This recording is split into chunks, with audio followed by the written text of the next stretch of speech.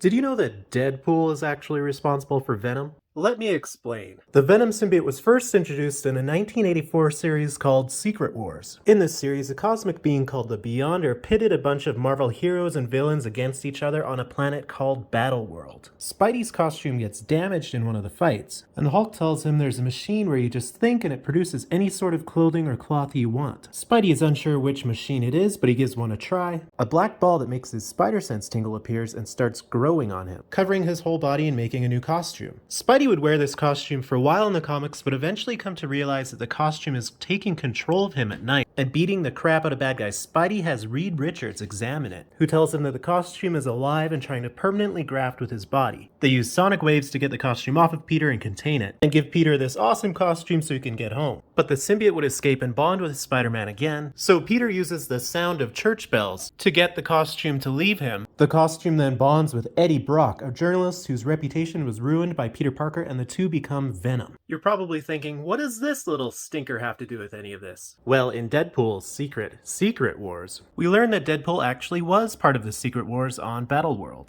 even though the character didn't really exist in Marvel Comics at the time. Nobody knows who Deadpool is, and everyone's just kind of confused why he's there. The Beyonder has fixed certain aspects for each character, such as making Professor X able to walk, and curing Deadpool's cancer and making him look like a young Tom Selleck. Anyways, Deadpool checks out the costume making machine. Whoa, what the heck is this? I'm all slimy. It definitely shows off my assets the way I like. Could use a few more pouches, but I look pretty badass. I can change my costume in any way I desire. This is like the Barbie doll wardrobe I played with as a kid, only better. I could be the Sentinel of Liberty, or ready for some summer fun. Or maybe I could look like Spidey, only cooler. Wedgie sense tingling. I gotta get this thing off of me. I can feel it like a living thing in my head, feeding on my own thoughts. And that's just not fair to do to a sentient life form. I hope communicating with my brain doesn't mess this thing up. Whatever it is, I'd hate to think my twisted psyche might have driven it nuts or something. Hey, Deadpool, Hulk said there's some sort of super science seamstress in here or something? Yeah, right over there. Knock yourself out. Just remember, black is slimming. Deadpool also slept with the Wasp and saved Captain America's life, though no one remembers, and it's implied that the Wasp somehow mind-wiped everyone who was there.